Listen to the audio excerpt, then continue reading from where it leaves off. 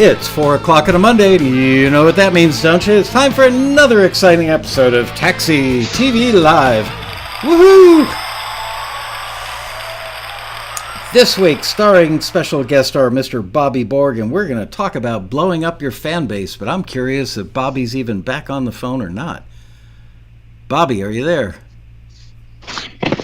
Hello, Bobby. Yep, I'm here.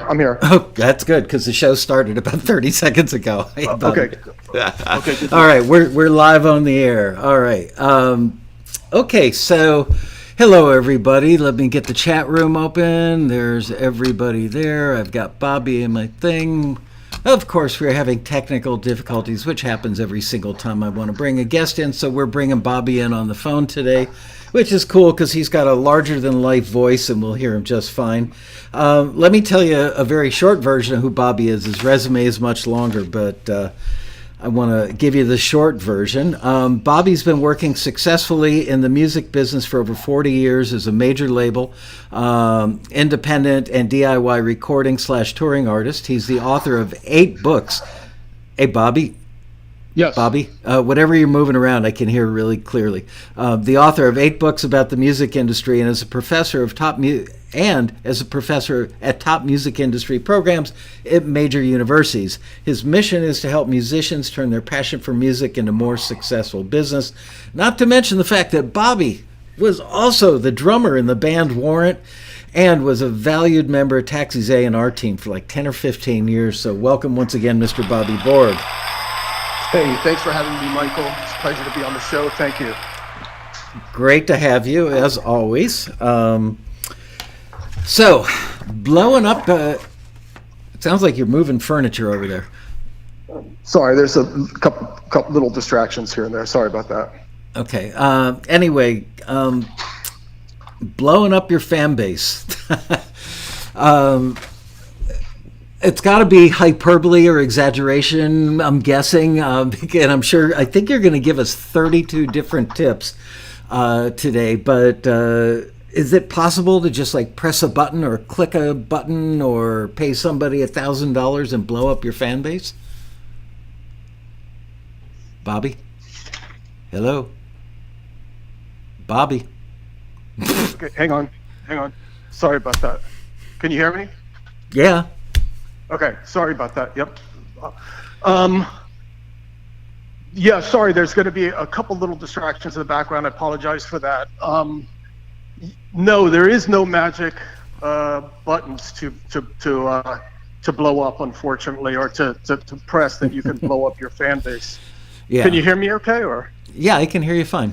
Yeah. So basically, I mean, the whole sort of premise behind this talk today is it's kind of a hyperbole for what people want to happen. Isn't there just a magic button where we could press where everything is just going to magically blow up? Isn't there an 800 number we can call?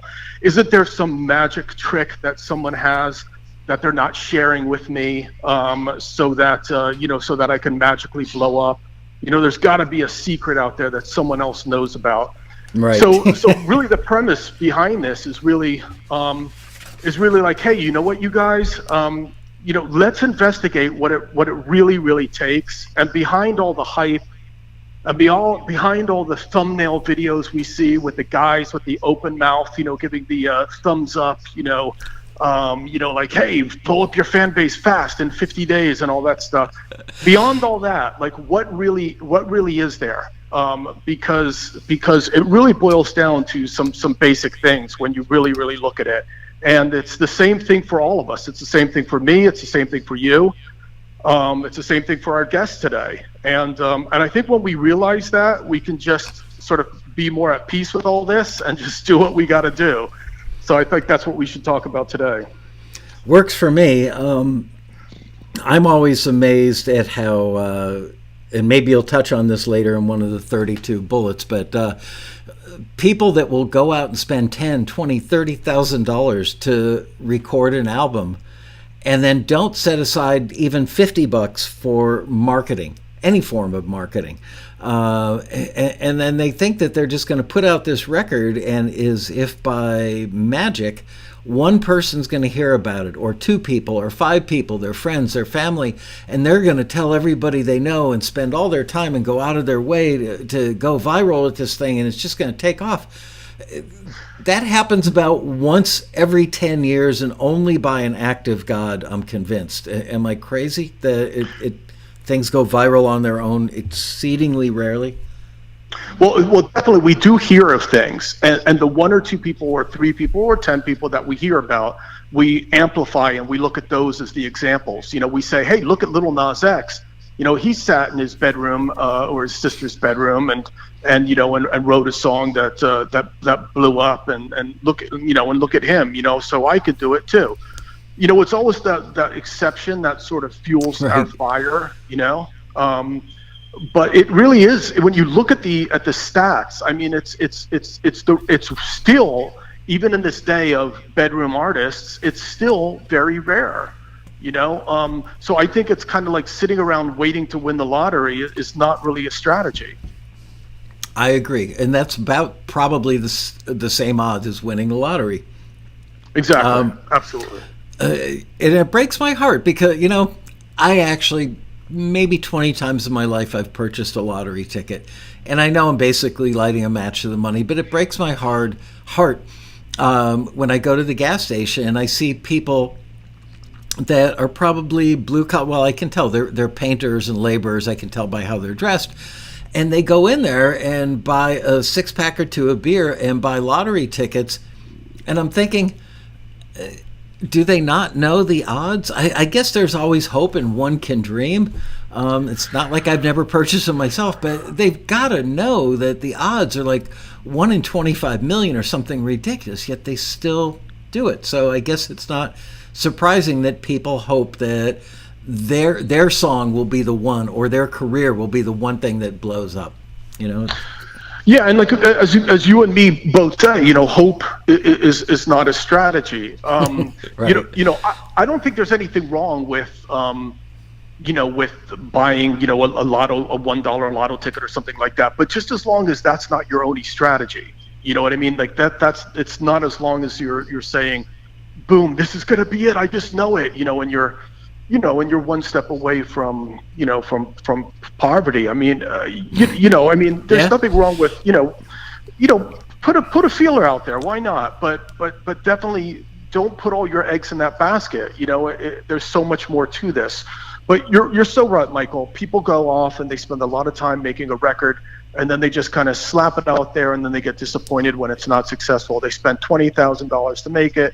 And they have zero patience when it comes to marketing it or advertising or paying any money, and that's the disadvantage. And that's and some of the things that we're going to talk about today. This bullet list I have, for example, is going to I think it's going to help a lot of people, because again, you guys, the premise behind all this is listen, who isn't trying to blow up their fan base? I'm still trying to blow up my fan base. There's been fan bases that I've blown up in the past. I've been an artist that was signed to major labels. I've released books, and I'm a consultant, and in different ways I've had fan bases that blowed up, but then blew up, and now you have to blow up another fan base. We're all trying to do this, Absolutely. And I was looking at a lot of the, like I said, a lot of these videos out there, that they're very hyperbole, like 10,000 fans in 20 days and all that kind of stuff.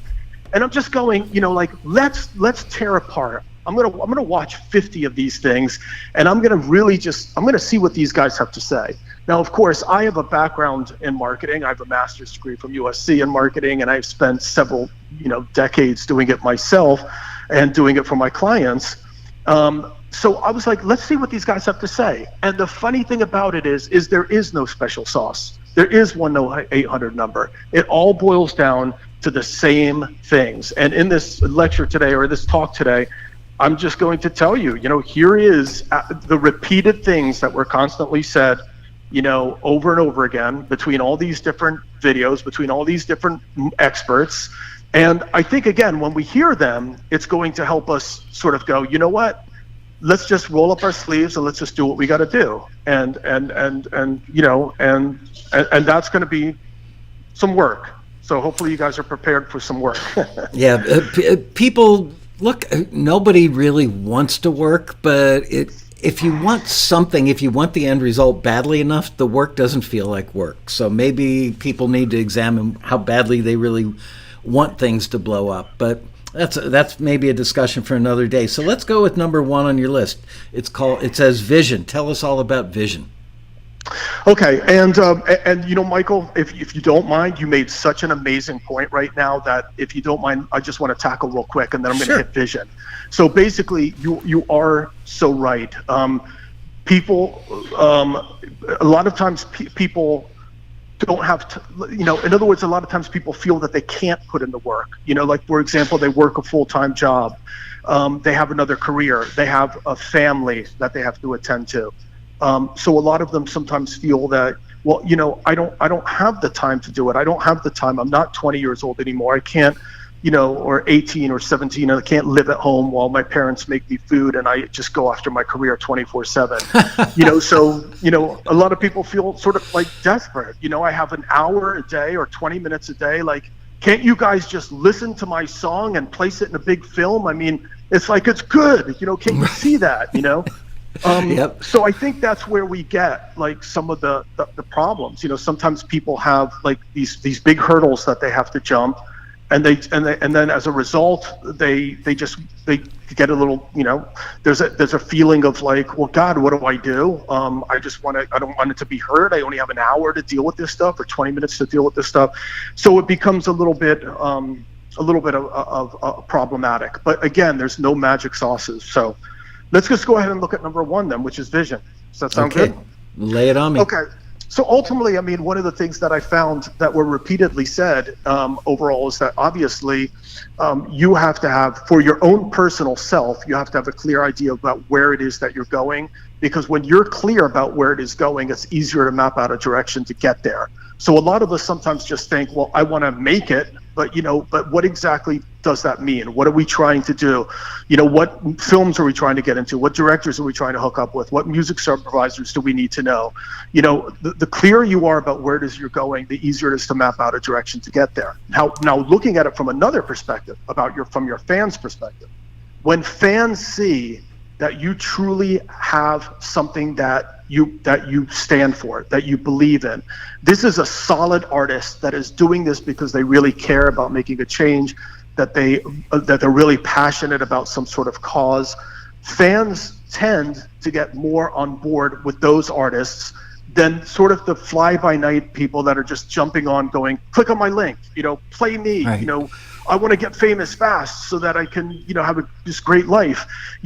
Fans don't tend to really to gravitate to those types of people. They pick up on it a lot faster. So when they see that you're the real thing, you are the real thing. There's more possibility for you to get fans that are like, wow, this person is like me. I really like where this person is going, and to sort of come aboard. There's some substance there, so that's an important thing. Yep, I just read an article about a country artist that was donating $1 for every person that followed him on one of the platforms. He would donate $1 to Tunnels to Towers, which is an organization that raises money for the families of fallen soldiers and policemen, firemen, and ultimately they pay off their mortgage, so that even though maybe the big breadwinner of the household is gone, they don't have to worry about their mortgage anymore. And I thought, what a great thing. So people got behind him, frankly, whether they liked the music or not, because they liked the cause. And then those people probably told other people. So I believe that you're 100% right. Exactly. Absolutely. Definitely. So talk to me about number 2 on the list, Target. Number 2 is Target. Obviously, one of the biggest mistakes that you could make, obviously, is thinking that everyone is your fan and that you want everybody to friend you, and that you want everybody to to subscribe to your YouTube channel and so on and so forth. But that obviously is not what we're looking for. What we're looking for is the people that are truly into and passionate about what we're doing and what our music is all about and what we have to offer.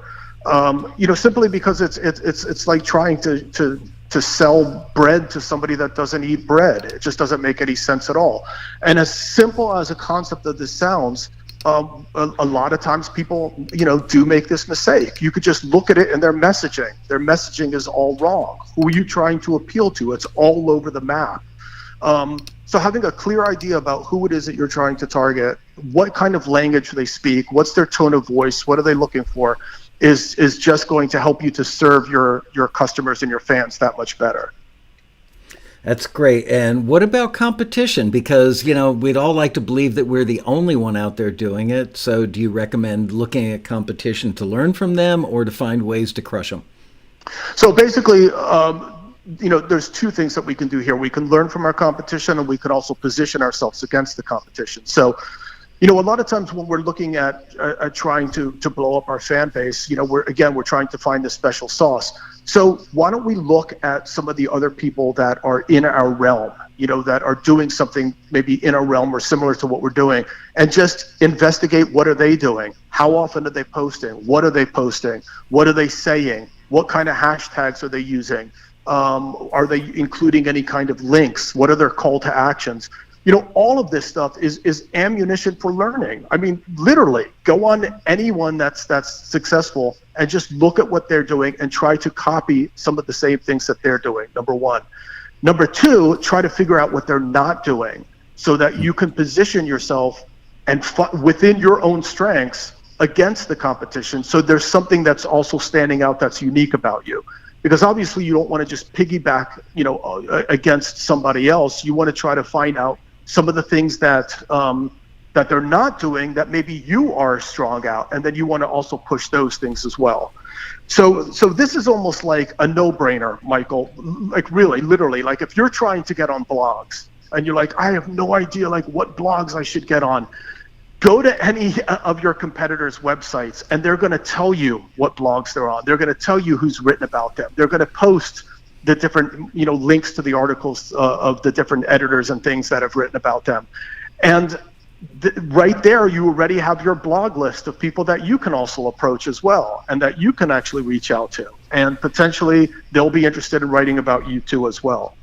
So look at your competition, look at what they're doing, study what they're doing, copy what they're doing, and also figure out what they're not doing, and maybe position yourself on that.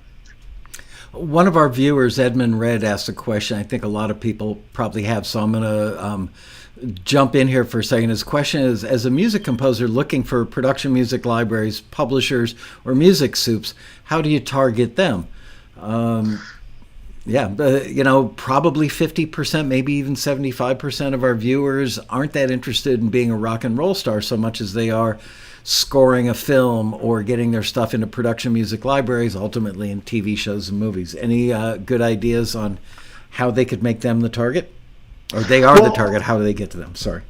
Well, so let's just use a case example here. So I had a friend that was trying to sort of, build a library, try to find, clients, try to find people that would be interested in placing his music in film and television and video games, so on and so forth. And what this particular guitar player did really well is he had a niche. He was a former rock guitar player that failed at trying to be a rock star, but he had a very heavy, sort of aggressive sound in the music that he was creating for film and television and building his library. So he thought, okay, so I'm a guitar player. I have a lot of guitar sort of recorded music. It's loud, it's grungy, it's aggressive. So who potentially could be a target for this type of music? And then he thought, well, video games, like Tonka toy truck, maybe commercials, this type of thing, maybe Dodge truck commercials, anything that would require, something with sort of a heavier, sort of thicker, grungier sound. Then he started to find people that actually catered to pitching this kind of music. And people that tended to get placements in more of these areas, and started focusing on targeting these people and getting them his material. So you do have different music libraries and song pluggers that oftentimes, tend to lean to a particular niche or have maybe certain connections in that niche, maybe that others might not. And he just started targeting those people. And now he's doing exactly that, writing for video games, placing his music in sort of heavier type commercials, Dodge truck kind of things, that type of things, motorcycle, Harley Davidson things, Right. where a heavier sort of rock guitar kind of music might be needed. So, again, it's just what do you do, and who is most likely going to be the person that is interested in consuming that material, and just trying to connect those two dots and just start instead of spraying and praying. Absolutely. Frankly, a lot of people don't bother with websites anymore because, well, I'm on Facebook, I'm on Instagram. What do I need a website for? But you know what? You control the website. And if you have, speaking of your friend, if he had a website and his keywords were like rock instrumentals pre-cleared for licensing, music supervisors, actually music libraries don't go online and look for people all the time, very infrequently, I think, but I know some of my music supervisor friends that will do that in a moment of desperation late at night when they can't pick up the phone or get an email answered by somebody working at a production music library. They will, in fact, go online and search. I'm not going to mention name, but one of my friends who is a big music supervisor does that a lot, and usually 2 o'clock, 4 o'clock in the morning. And so if you had a website and you had tags on your website, guitar-based rock music pre-cleared for sync licensing, and a good music supervisor would probably Google those words, and you're going to come up high in the results because you have your own website and because you chose the right keywords. And you're going to get a lot more action out of that than you are being one of 2.3 million rock guitarists on Facebook. Because you were clear on what you do, because you were clear on what your strengths are, and because you were clear on who your most likely customer is, your target audience. When you can't identify that, and it's just like, here, let me just create it and let everyone else figure it out what it's good for, oftentimes, we're going to run into problems. I think the biggest problem for a lot of people is committing to what they are, because they're afraid that if they say I'm a rock, I make instrumental kind of rock heavier stuff for video games and advertisements and stuff like that. They're afraid about eliminating all of the other people as well. But sometimes when you try to please too many people, you end up pleasing nobody. So sometimes starting with the position, and then at least getting your foot into the door with that position, and then you can let people know about the other things that you do too. Absolutely. Don't try to be all things to all people. Remember the movie City Slickers, and that guy is leaning up against the rock, and he says, "The secret to life is just one thing." And that, there you go. Yeah, it's being just one thing. All right, let's go to number 4 on your list, which is goals. So we've all been hearing, you see, again, you guys, we've all been hearing stuff like this, setting goals. You're like, oh boy, here we go again. I thought he was going to give us the 1-800 number, right? Again, I literally, after watching all of the fluff, after looking through all the fluff, you guys, this is all it came down to. The same old stuff we already know, right? But a lot of people still don't practice the stuff. The key thing to setting goals is especially when they're specific. So there's a specific thing that you're trying to do. Like, listen, I am going to submit to, I'm going to make 30 submissions to Taxi this year, or I'm going to, respond to 60 listings this year, or something of that nature, or I'm going to, whatever the case might be. Yeah. The key to all of this, you guys, is it's something specific, obviously, to work towards, and instead of just sort of vaguely waking up every day and saying, oh, I think I'm just going to work on my music today. It gives you something to work towards, obviously, and direct all your attention.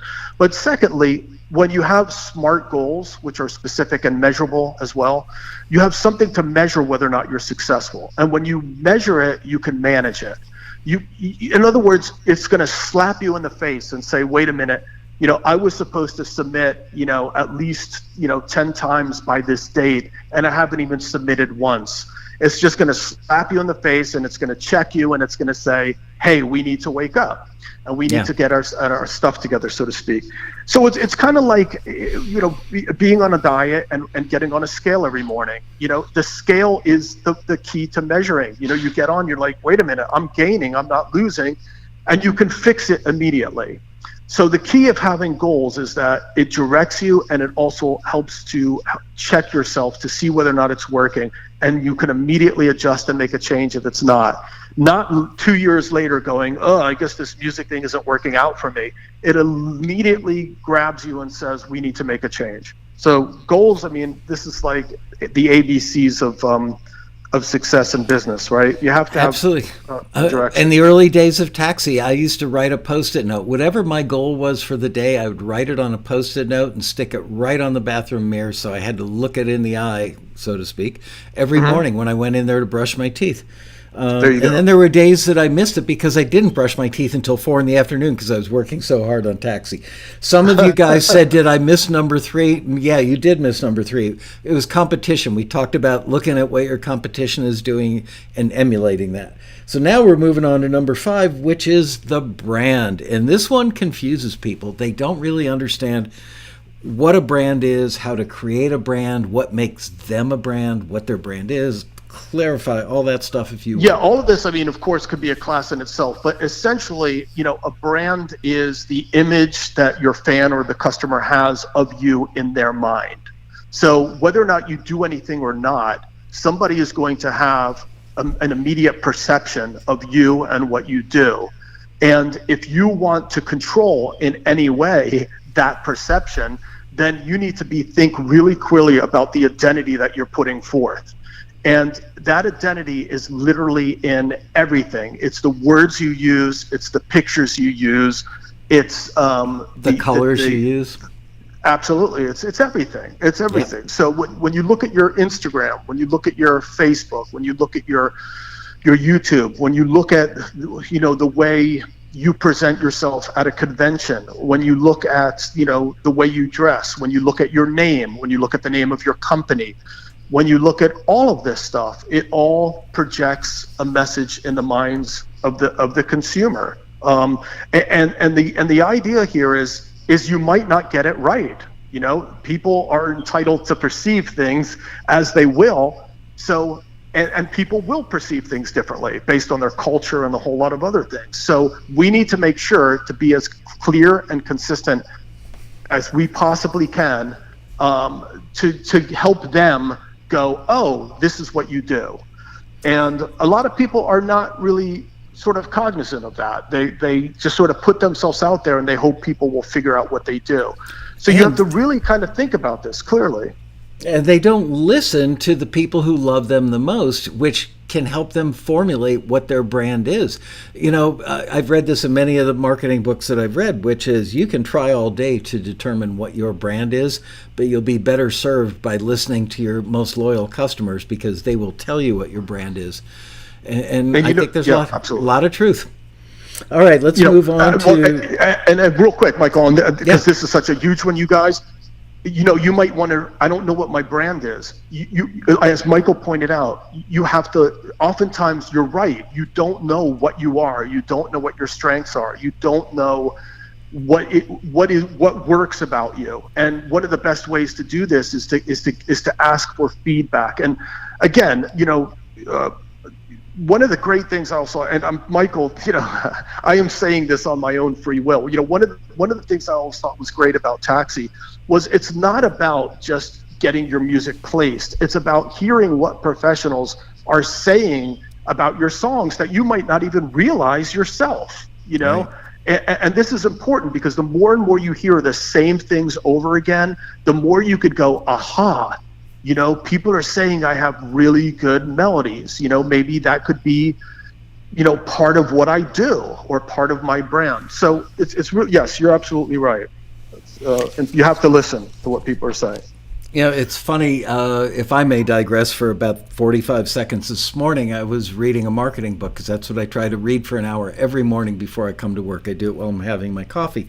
I have to try really hard not to turn on the news in order to succeed at that. So this morning I was reading a book that was written many years ago, but an updated version is out, so I'm rereading it. And it got me thinking about great headlines. It got me thinking about the taxi print ads. And I started thinking about what our members tell me, which is they don't have time. They're married, they have families, they have a mortgage, they have a job, and they don't have a lot of time.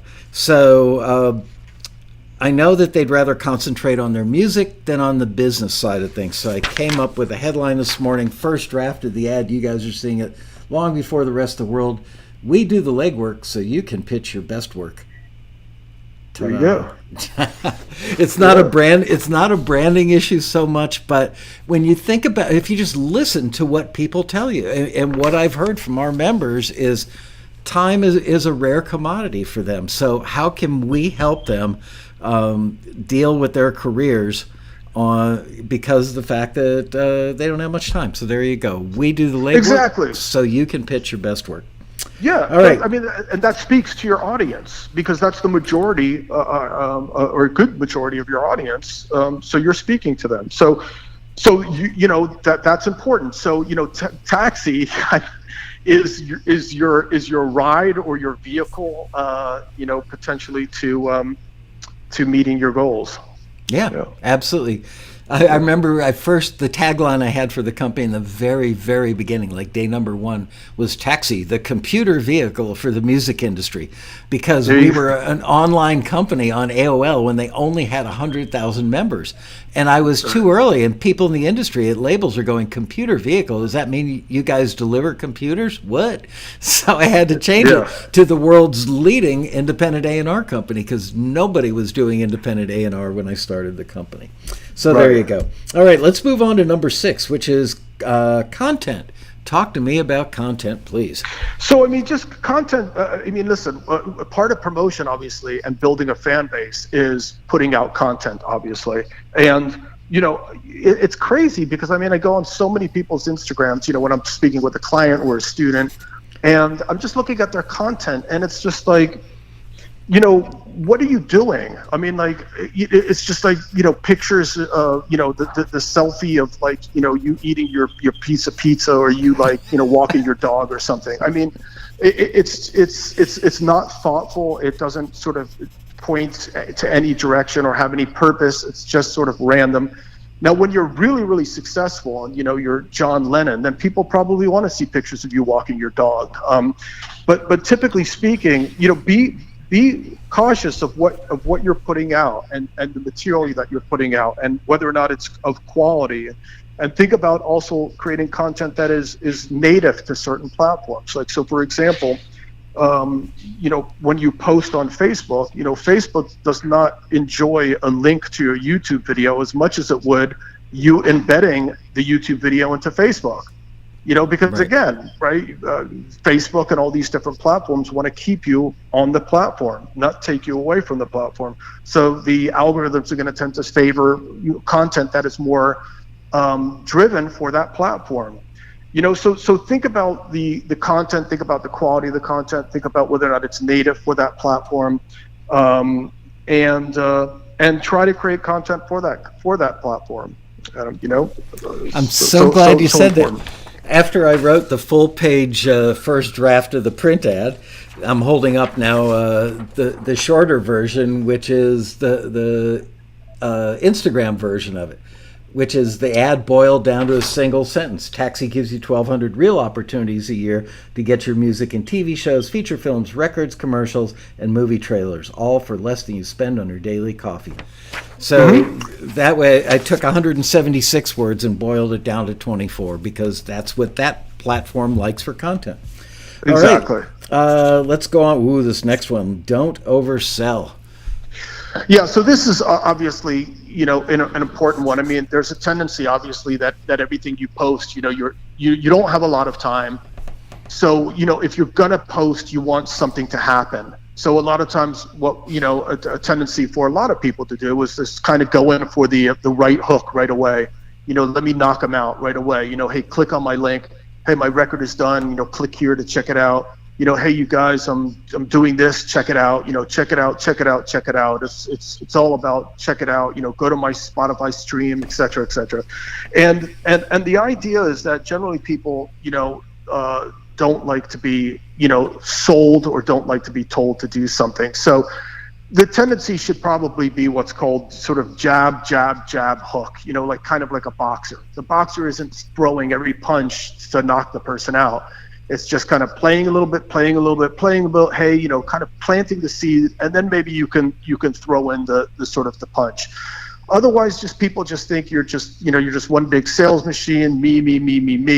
You sort of have to form a little bit of a relationship, earn some trust, build a community, and then kind of go in for that sort of kill, so to speak. Now, I get this all the time, Michael. People will just drop me a link on my Facebook and go, "Yo, new video out, click here," or "Vote for me for the concert or the contest." And I'm just thinking, like, could you not have said, "Hey, Bobby, how's it going? I'm one of your followers on Facebook and follow your content. I really enjoy it. By the way, my band is coming out with this contest." I mean, could you have not taken a little bit of time to at least do that? It's immediately in for the sale. Click here, and that's kind of off-putting. So most people will tell you that you have to build sort of relationships first before just trying to sell. I know. I get offended when I see the comments on the taxi videos on YouTube that say, "Desperate women in your neighborhood." Oh, it's like, Jesus. how do they know where I live? But we get those. They're probably from Russian spam bots, but I pretty much check the comments probably 3-4 nights a week, and it's amazing how many lonely women are in the neighborhood where I live. Anyway, all right. It's all about just obviously they have some sort of dating service or whatever the hell it is, but right. It's just that kind of marketing, Michael, just to me is pathetic. And when I see it, the first thing I say is, are there really people that will respond to this? And my answer is probably yes, or these people wouldn't exist, right? They wouldn't be doing this type of marketing. But it always blows me away when people do the spray and pray kind of marketing. I have found that it's just a waste of time and it doesn't work. And you're Absolutely. you're gonna put people off, and your brand is gonna be desperation. Going back to our brand, we don't want to look desperate. No, you want to look trustworthy. Let's see. Next one is keywords and hashtags. And so you already touched on this, obviously. Yeah, but touch on it more specifically. Hashtags. I don't think people understand all that well how hashtags can help them. Yeah, so I mean, it also depends on the platform, and it depends on sort of the how the algorithms are set up for that specific platform. So for example, I mean, you kind of have to ask yourself, so what are the types of things, if people are searching for my content, what are some of the words that they might use, obviously, to search for my content, right? That's obviously the general sense of what, creating keywords and hashtags are sort of revolve around. But the important thing to consider here is that, let's just say for example, you're on Instagram and you find that there's a couple trending hashtags, or you find that there's a couple really, really big hashtags. I'm just going to use myself, for example. If I was posting music business content, there's one hashtag that's extremely successful, and that's hashtag music industry, right? Mm-hmm. So if I only used hashtag music industry, I would probably get absolutely nowhere. And the reason why is because that hashtag is huge. There's hundreds of thousands of posts going through that hashtag daily. That mine is just going to get buried. So should I just avoid that altogether? No. But should I have maybe really, really successful hashtags, mid-level hashtags, and maybe lower hashtags that maybe only get 100 posts a day? And the answer is absolutely, because this is going to increase my chances of actually showing up on any of these feeds. Otherwise, I'm just constantly going to get buried. So when we're just chasing the hugest hashtags and the most viewed keywords, that actually could not be a strategy. You're just getting buried and your stuff isn't being seen. So try to have a mixture, a blend between really high, very competitive high tags, mid-level competition high tags, and lower level hashtags. Where do you find that information? Important. How can you check and see which ones are the most popular?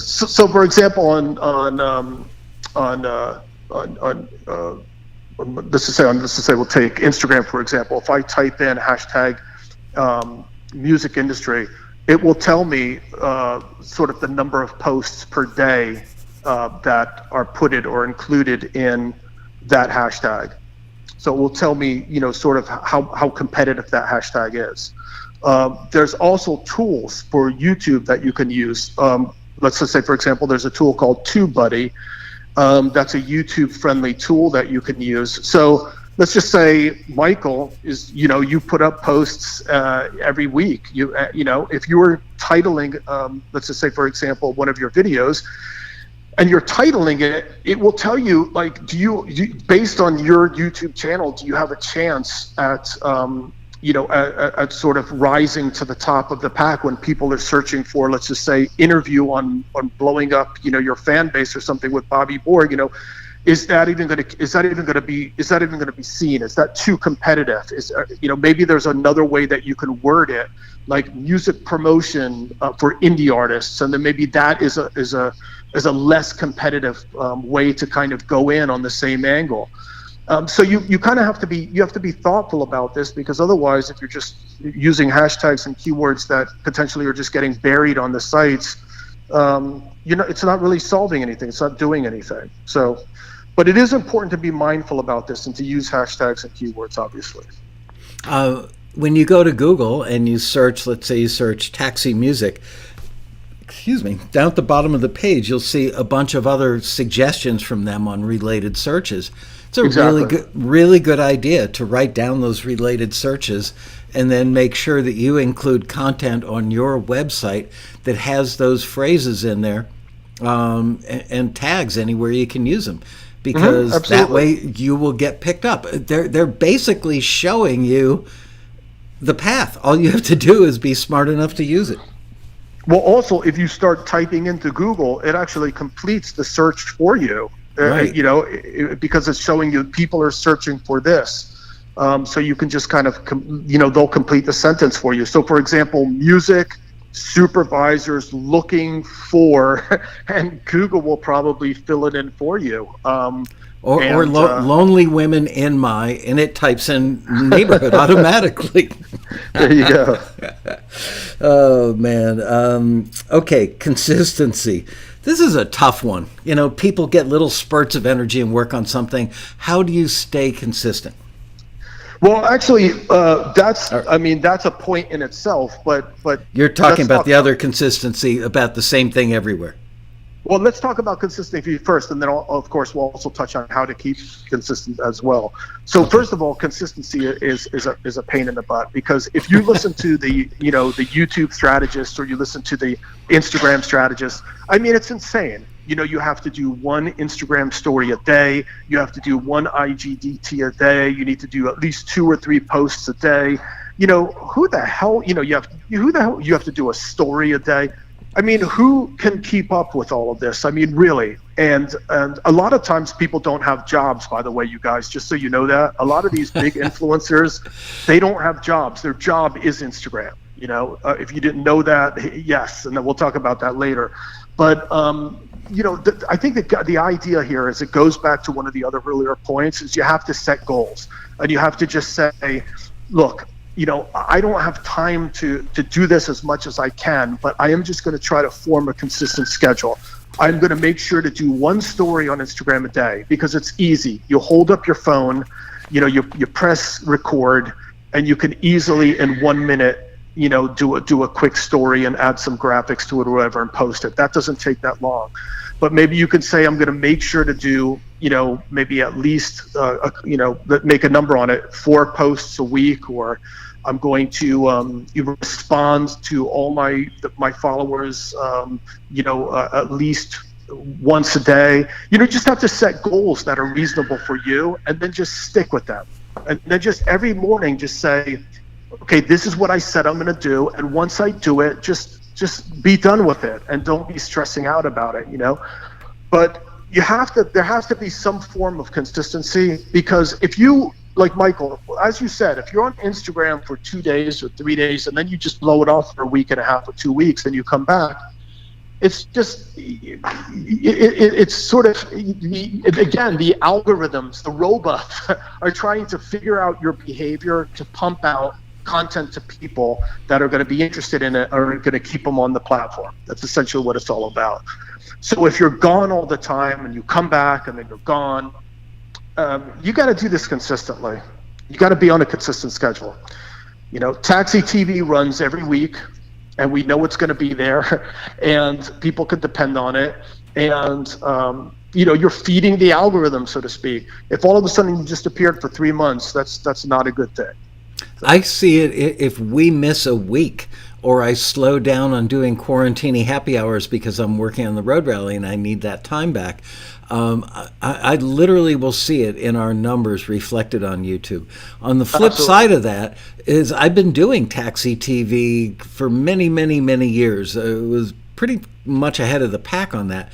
But the channel has never blown up. We don't have 1.2 million subscribers.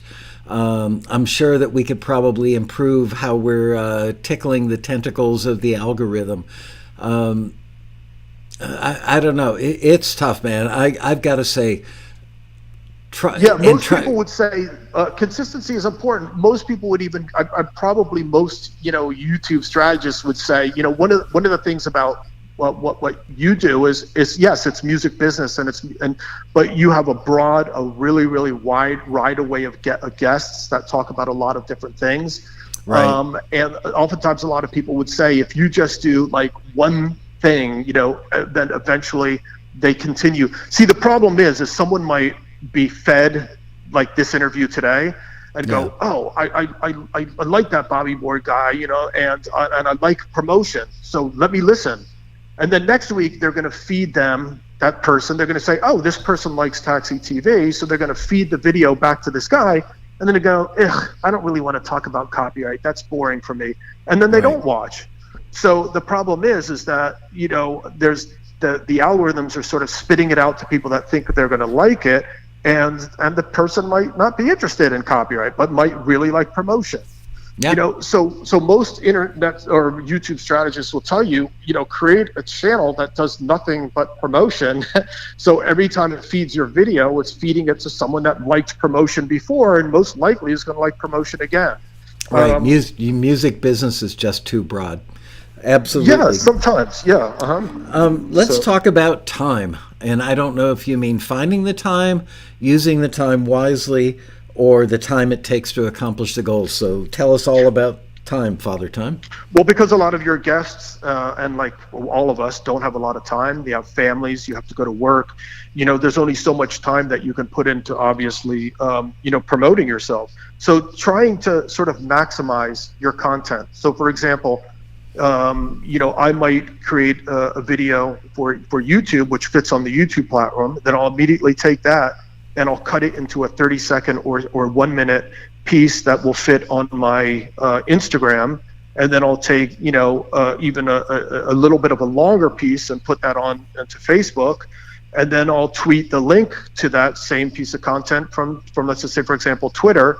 And each time maybe using a different approach to of how I'm trying to sort of draw people to that content. But it's taking one piece of content and sort of repurposing it for many platforms. So that's one way that you can maximize the little time you have.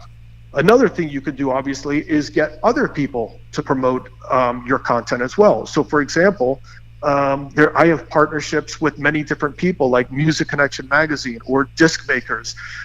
They take my content and they actually put it on their platforms on a weekly basis. So they're making me, available to their fan base. So I have Disc Makers promoting me at the same time that Music Connection is promoting me, at the same time that 10 or 15 other partnerships that I have are promoting me. So, and of course the benefit to them is that they have fresh content. So try to find maybe things that you can do in that way, and then even have fans create content. A lot of times I have students create content based on maybe things that I'm doing, or a lot of times bands have their fans create content. There's amazing stories about bands that say, hey, the best the best dance to our song or the best remake of our song will win, this prize. And then they have, 200 or 300 people posting videos with their music all over YouTube.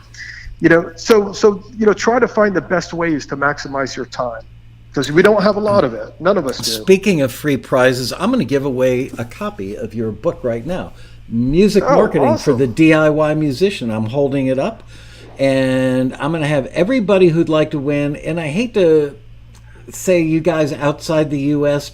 Don't do it, but honestly, we've tried to mail books of this size and weight outside the U.S., even to Canada. It's ridiculous. It's costs more to send it than it does to buy the book.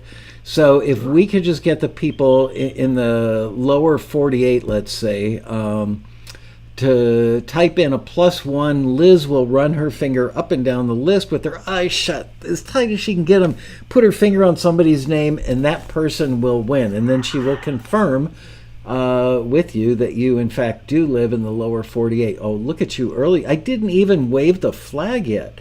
I'm going to break out the checkered flag. Okay.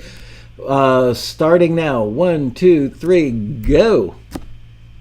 To win a copy of Music Marketing for the DIY Musician, 2nd edition. It's thick. It's chock full of good stuff. I sleep with this copy at night.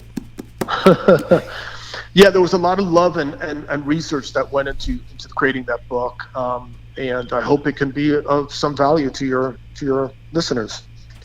I'm sure it can, because it's got my good buddy Tony Van Veen, CEO of CD Baby and Disc Makers, on the back of the book, talking about how wonderful it is. Yeah, he was very gracious to give me a quote. Very nice of him. I love Van Veen. Close personal friend. He and I do a fishing trip every few years together. That sounds like a lot of fun. It is a lot of fun. He flies down to Miami or Fort Lauderdale. I fly across the country. We meet for dinner like on a Friday night. We go to bed early and get up the next morning, like before the sun's out, get on a boat, go fishing all day, and then have dinner and fly home the next day. So that sounds awesome. Yeah, we haven't done it in about 4 or 5 years now. It's put it on your calendar. Yeah. Well, COVID kind of messed us up. Yeah. All right, Liz, have you picked a winner yet? You can type it in the chat. Everyone in? Yeah, everyone's in. I've seen some of these people in there like 10 times already. It's the same 3 people. So hopefully you don't pick one of them, because that feels a little like cheating to me. Yeah, maybe putting your thumb on the scale a bit. I don't want to call them outright cheaters. Stephen Smith. You are the big winner. Stephen, do you live in the lower 48, as we say here in the United States of America? Congratulations. Waiting for Stephen to confirm that he lives here. There's Paul Smith. Might be a relative. Stephen Smith, come on, answer that question. Do you live in the United States? Right now he's trying to think of people he knows in the U.S. that we could send it to. My goodness. Stephen, where are you? Answer the question, please, dude.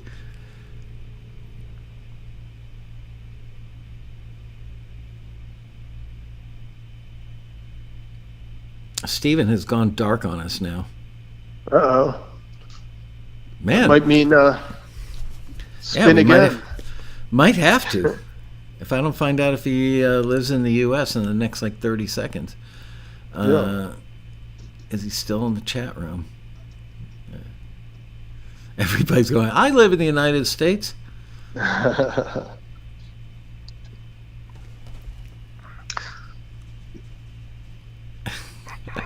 All right. Well, Liz, I'm going to let you sort that out. Stephen Smith, if you're watching, you need to send an email with your address, right now, to liz@taxi.com. Stephen, I think he moved to Costa Rica. That's funny. All right. Let's move on. Hey, Bobby. Yeah. Yes. we're not going to get through all 32 today. And right before I started today's show, I got an email from the guy that I was going to have as my guest next Monday. Can you join me again next Monday? Sure, absolutely.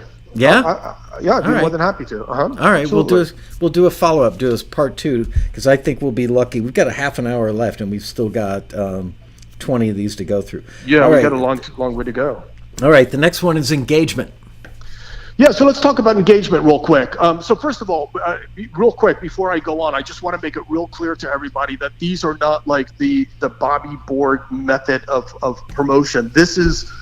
These are the things that I have found as a result of a super lot of research, and it all just started boiling down to the same stuff. And as you guys can see, it's not rocket science. It's a lot of hard work, and it's a lot of simple concepts. But it's amazing when you do a little bit of all of these things, what can happen. So moving on to engagement. Engagement is what it is. It's basically having a conversation with your audience, with your anyone that responds to your material, whether or not it be just a heart on your Instagram post. You've got to reach back to them and say, hey, I noticed that you hearted or liked my post.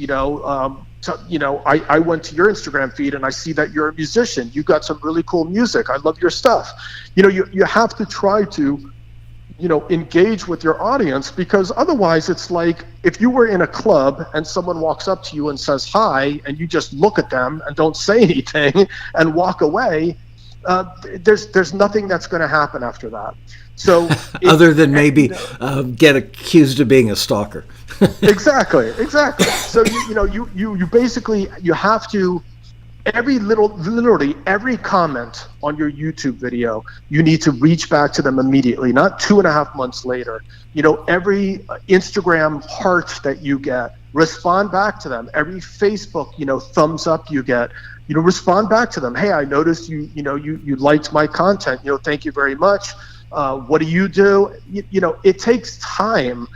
But again, you could set a goal and you could say, I'm going to respond to at least, the first 5 hearts on my Instagram, the first, 5 thumbs up on my Facebook, and the first 5 questions on my YouTube. And just that's your goal. And if that's all you can do, then that's all you can do. But you're doing something toward the right direction of trying to get a conversation going with your audience. Because it's all about engagement. And if you're not engaging, if you're not talking, then basically you're not promoting. It's not just a one-way street. Put up an ad and just hope people respond to it. There has to be more to it. All right, the next one I love is a particular favorite of mine. It's Superfans, and I feel like I've got Superfans between Taxi TV and the Quarantini Happy Hour. It's a small but mighty army, and I've learned so much about myself, about how my customers think. I've built a relationship with these people, especially the 60 people that come for the Quarantini Happy Hours. We made it through the lockdown together.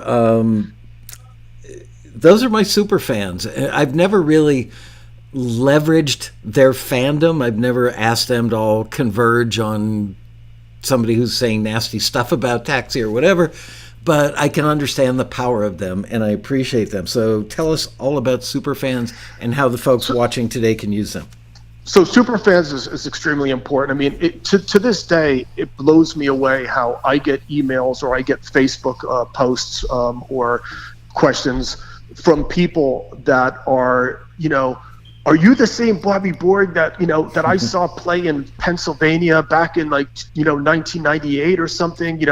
Because if so, man, you were like the most awesome guy in the world. You took like 5 minutes of your time to write an autograph for us and bring us backstage to see what backstage looks like. And these are people, I don't have any idea who they are. Basically, this is someone that maybe I've interacted with. Aren't you afraid that one of them's going to walk up and say, "Are you the same Bobby Borg I saw in 1998?" And you go, "Yeah." And they go, "Meet your son Jack. He's 23." Anyway, I digress. Well, that would be scary. Definitely. Yeah.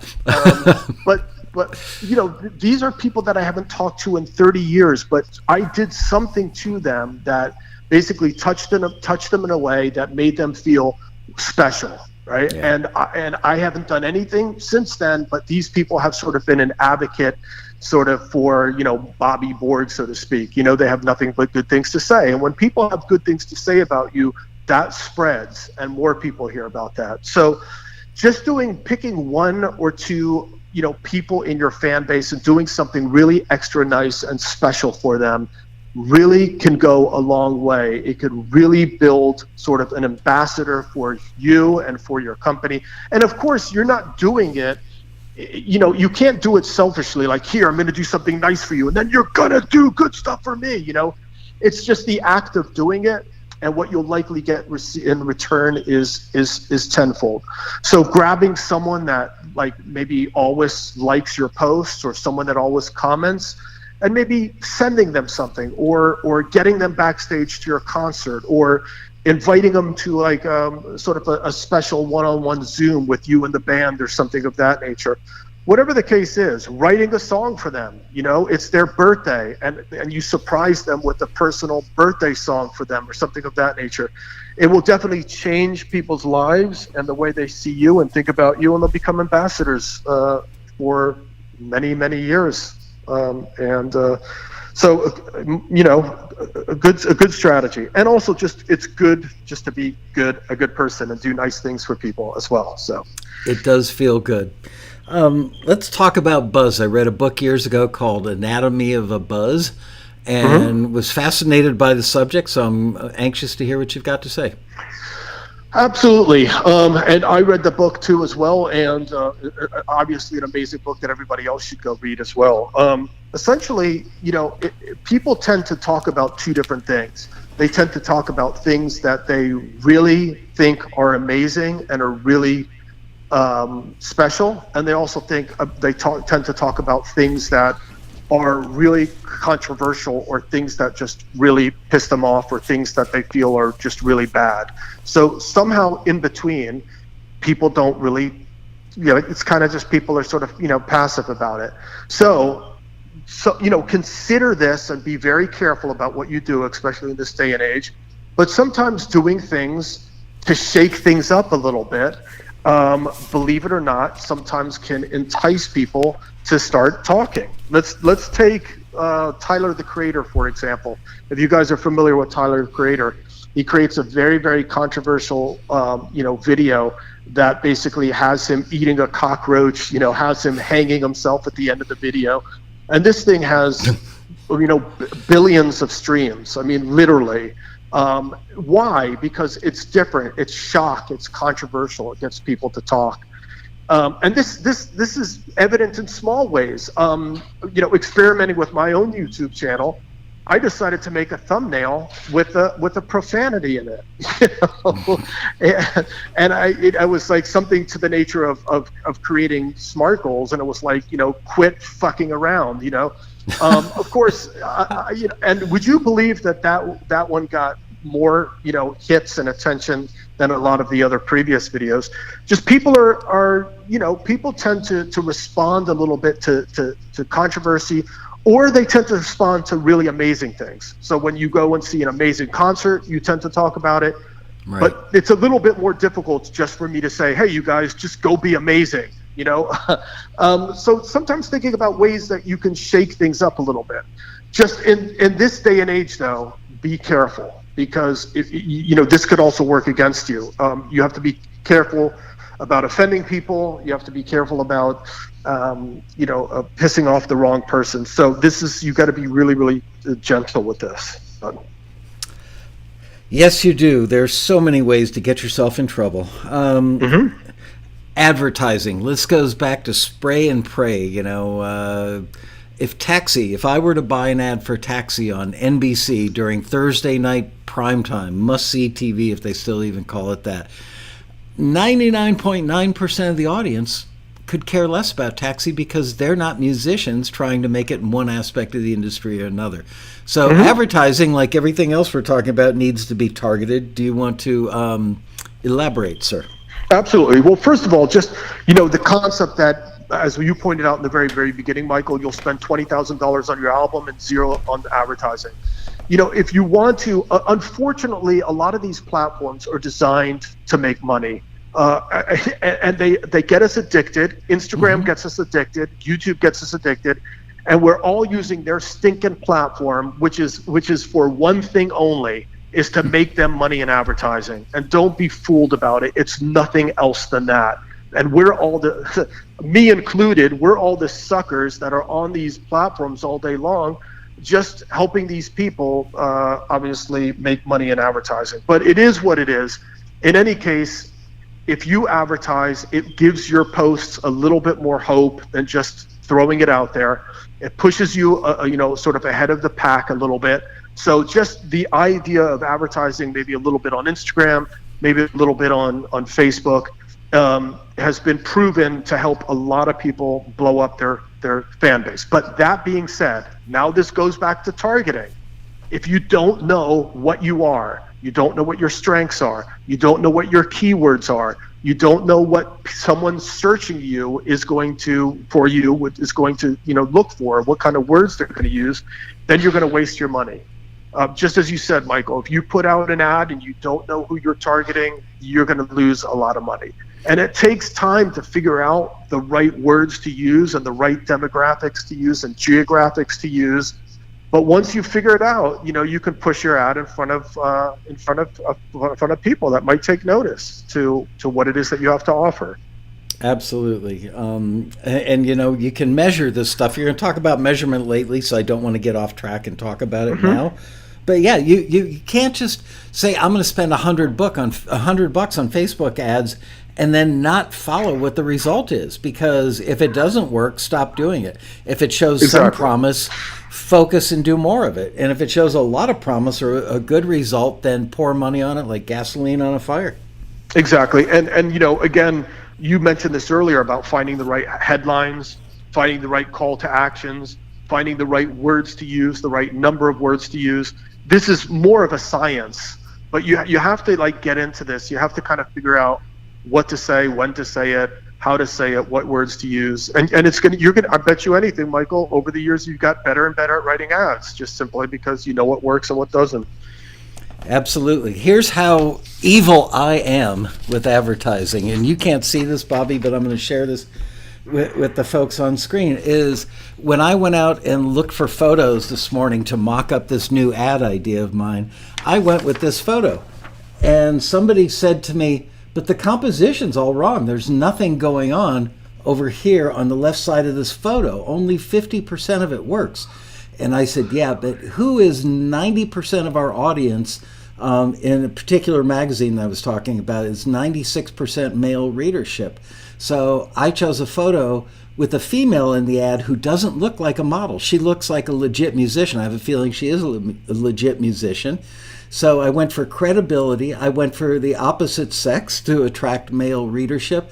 And the girl's showing her abs. She doesn't look like a hoe, but she's showing her abs. And there's something attractive about it. So am I playing on the fact that there are mostly male readers in that magazine? Absolutely. But more importantly, I went for the authenticity in the shot. It doesn't look like somebody paid a model to walk up to a microphone in a recording studio and say, okay, pretend you're singing now, and then take a picture. This looks like an actual session. So there you go. Right, and this is the science behind marketing, and a lot of people feel very uncomfortable talking about this kind of thing or admitting to this kind of thing, but it's scientifically proved. So that ad, and people might not know why, might be an ad that they would click on before another, and they don't really think why, but they do for the reasons you just said. Right.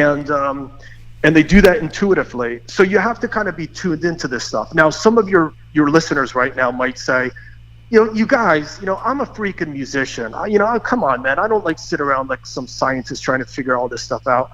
Well, in this day and age, nobody's going to come knock on your door and say, congratulations, we are now going to take you to superstardom. You have to be sort of the CEO of your own company, and you have to worry about this stuff, whether or not we like it or not. Absolutely. Otherwise you just get lost in the sauce, unfortunately, unless you get lucky. And sometimes people do get lucky. So. It's so rare. And again, you used the phrase before, hope is not a strategy. We've both read that in dozens of books. And you can wait. How many musicians do you know that are 60 plus years old and they're still waiting for their break? That tells you everything. Yeah. Yep. Anyway, Yep. all right, let's move No, on to sure. one of my favorite topics, which is collaborations. How can they use that to blow up their fan base? Well, certainly. I mean, basically borrowing the brand equity of somebody else, and equity, obviously value, borrowing the value that someone else has accumulated on their brand, potentially can pull you sort of into their connections, into their contacts.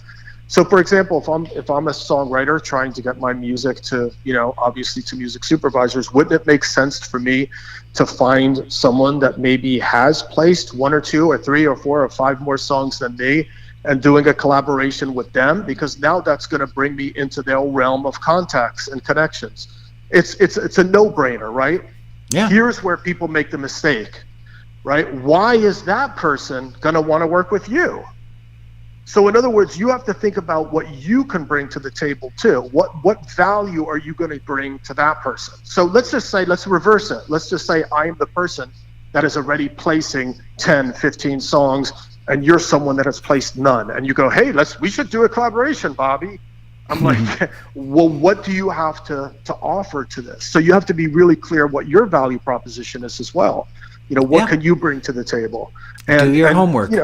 Yeah, absolutely. Figure it out. What do you have that this person doesn't? Maybe what weakness can you fill? Maybe that he has. Maybe you're an excellent lyricist.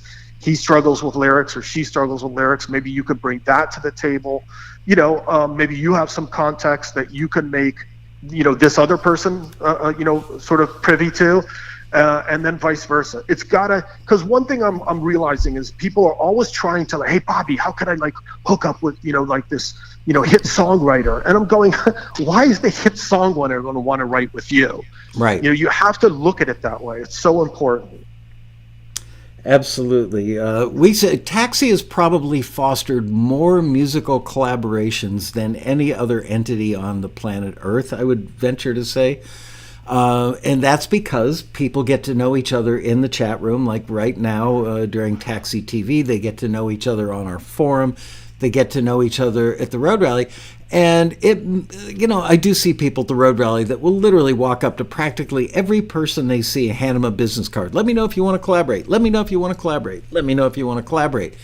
The smart ones hang out and genuinely build friendships with people. And eventually that becomes a collaboration, and it becomes a good collaboration because I play accordion, let's say, which I don't, but let's say I did. Sooner or later, I'm going to hear about somebody mentioning at the road rally in the bar, oh yeah, I saw that new Taxi listing came out today looking for late night Parisian music, instrumentals walking on the banks of the Seine River. Well, great. I play accordion. That would be perfect for that. Would you like to collaborate? So it's got to happen. You're right. They've got to bring something to the party. Otherwise, it's just an obnoxious thing where people can see right through it in a heartbeat. Exactly. And people and also don't like to feel used as though, you're just trying to work with me, to use me for my connections. People don't like to feel that way. So you have to figure out what it is about you that you can bring to the table. Very important. I've got to interrupt us for a second just to mention something. I see that one of our guys named Paulie is in the chat room. Paulie, I don't know if you saw last week's show, but I thought of you because we had the Fat City Horns on last week. Santa Fe and the Fat City Horns. Want to let everybody know who watched that show, flipped out about that amazing funk song, that those were actually live horn players. It is a real band, and the leader of the band is going to be my guest tomorrow on Quarantini Happy Hour. So be back here at 4 o'clock tomorrow, which is Tuesday, to hear about this amazing live band. Just mind-blowing. I reached out to the guy, super nice guy, and great story to tell about the band. Anyway, okay, let's move on to the next one, which is URL/social handle. Yes, it's definitely. Sorry about that noise in the background. Somebody drilling a hole near you? Yeah, sorry about that. Yeah. So you basically, Michael, I mean, this is something that happens in the film and TV world all the time. People will send in music. People will send in correspondences, and they'll forget to put their name or their address or their contact information on the material. So the idea here is using your URL and social handle, bobbyborg.com, or here's where you get me on Instagram or whatever. And make sure to put that literally everywhere. Put that on your website, put that on your LinkedIn, put that on your Facebook, put that on your YouTube, put that on your business cards. As small as a thing as this might seem, a lot of times people don't, have this integration between all of their different outlets and media that they're on. So this is just a simple concept. Just make sure to put your URL or your social handles on all of the different content that you have. People even put it on t-shirts. People put it on hats. People put it on posters. Put it on whatever you're putting out there. Even you put a graphic up on Instagram, you could put your URL on the bottom of the graphic. Because let's just say someone might want to use that graphic or something, or someone, then boom, your URL is still on there, or your contact is still on there. So that's just a really small and basic thing, but something people don't do. It's funny when I remember the exact moment when somebody called me up. I was still on AOL, and the internet as we know it now was not yet really a thing that anybody knew about. And a guy named Michael called me up and he said, there's this new thing called the internet and you need an URL. And I said, I said, what the hell is an URL? And he goes, whatever the three letters stand for. And you need one. And I said, it'll end with .com. They've got these other, went .what? He said, well, they've got .org, they've got .edu for like colleges and stuff, but you want .com because you're going to communicate with people. And I said, okay, so how do I get one of these .coms? And he goes, well, I'll do the research tonight. And turns out that an 18-year-old kid in Los Angeles had already purchased taxi.com. Because he worked at an ad agency on the west side. Thank God the kid lived in L.A. And he purchased it for like $35 because he was the first owner of it. And that's because the ad agency had a client called Takeout Taxi. And he had the brilliant idea he was going to sell it to them. So I called the kid up. First of all, we had like $2,600 in the bank, I think, at the time. And Taxi was like 2 years old maybe. And I called the kid up. I can't believe I tracked him down, but I called him up and I said, I'd like to buy your URL, taxi.com. How much? And I said, $500. I can be there in an hour with $500 cash. He goes, nah, I think I can get more than that from the people at takeouttaxi.com. So I hung up the phone. I think I called my then business partner and said, we've got $2,600 in the bank. I looked at my wife, said, we got $2,600 in the bank. We can't even pay rent next month. But I got to get this URL. It sounds like it's going to be important someday. So I called the kid back and said, I'll be there in an hour with a cashier's check for $2,000. He went, okay. So I bought taxi.com for $2,000. Here's the kicker. For at least 10 years, if you search taxi anything, we came up in the first 5 results. But then Google rolled out local search. So now you put the word taxi in, you're going to get Cincinnati taxi, New York City taxi, wherever you are. And we don't even hit the first page anymore unless you put taxi music in. So I happen to own, I paid $2,500. I bought from a guy in South Korea. I bought taximusic.com many, many years ago. So at some point in the not too distant future, I am going to sell taxi.com and switch the company back to taximusic.com because it makes better sense. Absolutely. Yeah. And and this is a small thing, but this is something that you have to do. I mean, it's a huge thing, but placing your URL and your contact information literally on everything so people know how to get a hold of you is extremely important. Absolutely. I'm amazed by how many, at the end of any physical road rally, I come home with a box full of CDs and thumb drives and business cards of people. I always tell them drop them off at the registration desk because I know if somebody hands me one in the ballroom, I get 20 other people running and I don't have that many arms. So I get back, and about a week after the rally, I take that box and I empty it out on the floor in my office. I sit down on the floor and start going through stuff. It's astonishing to me how many people don't have a phone number, an email, a URL, Instagram handle, nothing. They just put Jack Jones, I love you dearly on there. Mind-blowing. Yeah. Anyway. It's a small thing, but all of these small things we're saying, you guys, they amount to something. And because it's not one of these things that's going to do it for you, it's the culmination of all of these things, and doing it repeatedly over several weeks, of several months, several years. It all starts to add up. It all starts to make sense. And so hopefully, you kind of take these things, not like one thing is going to be the thing that blows you up, but it's really all of these things together.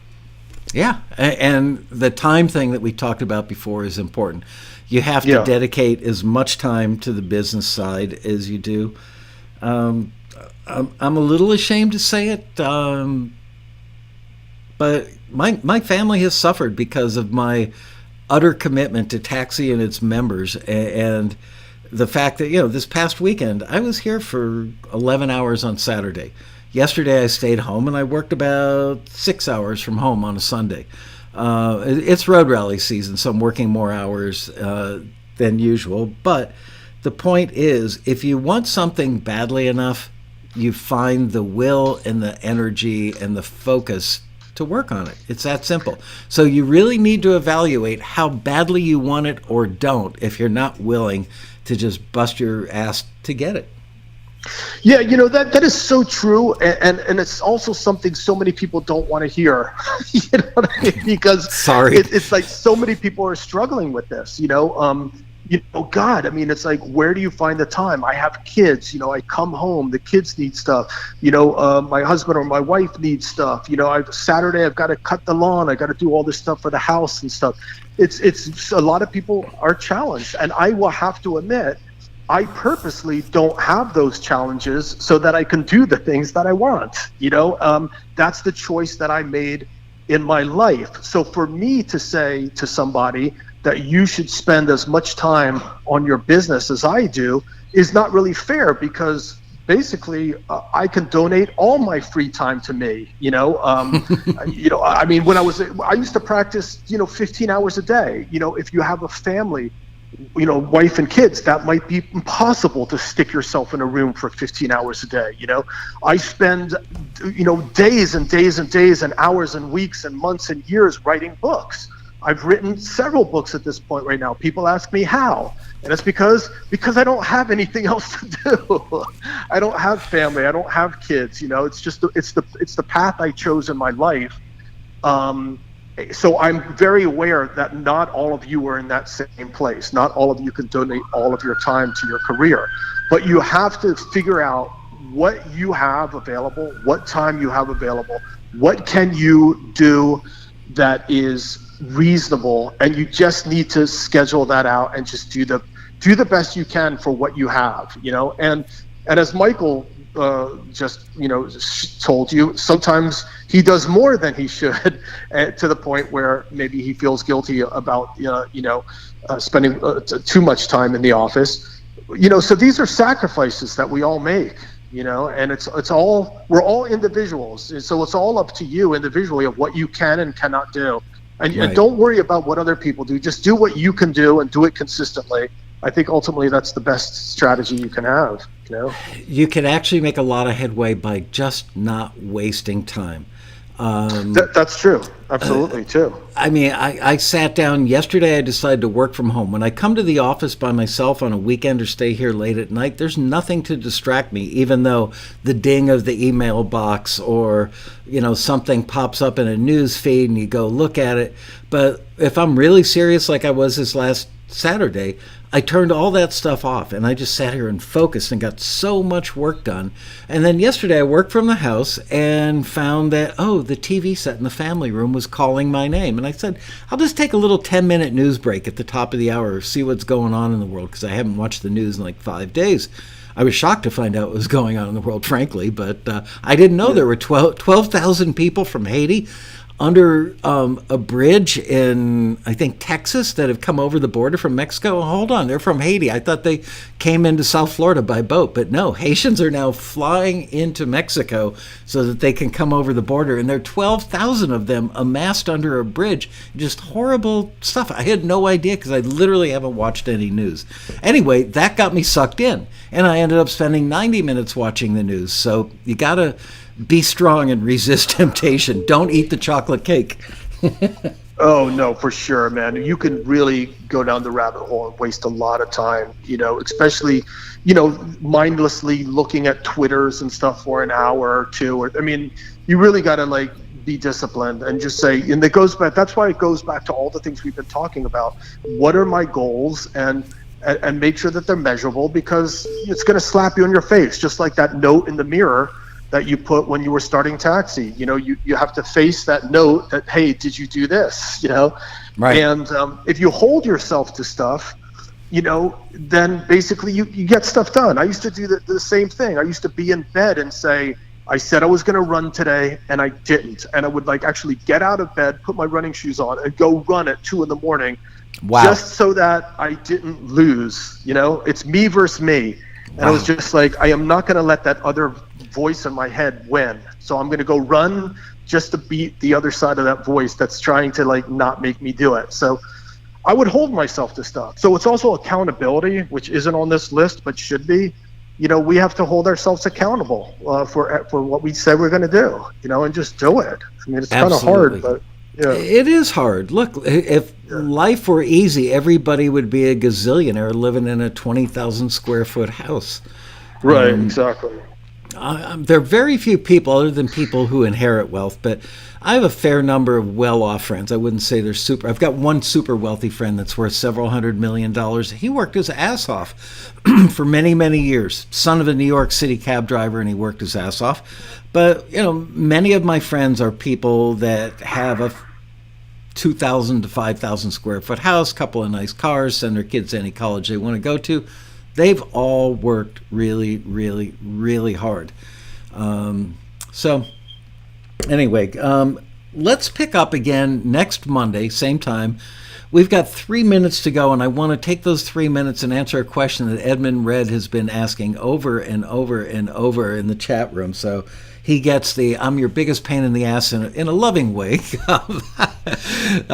was persistent, and I've got to reward that persistence. So his question was, what are the best times? Here it is again. Whoa, it just flew by. Where'd it go? Oh, he just retracted. What are the best times to schedule marketing messages? And I'm guessing from the limited knowledge I have that it's different on different formats or platforms. Yeah, it's different. It's different on different platforms. And it's also different depending on your target audience as well, too. So again, that's how all these things tie back into each other. So you have to ask yourself, listen, you guys, Michael's not doing this thing today at 4:00 just for the fun of it. I'm sure that he's doing it based on the fact that he thinks about who his target audience is. He thinks about his East Coast followers. He thinks about his West Coast followers, and he kind of thinks what would be a practical time, and comes up with 4:00. This would probably be the most convenient time for my audience to be on this, and this way I can kind of accommodate everybody.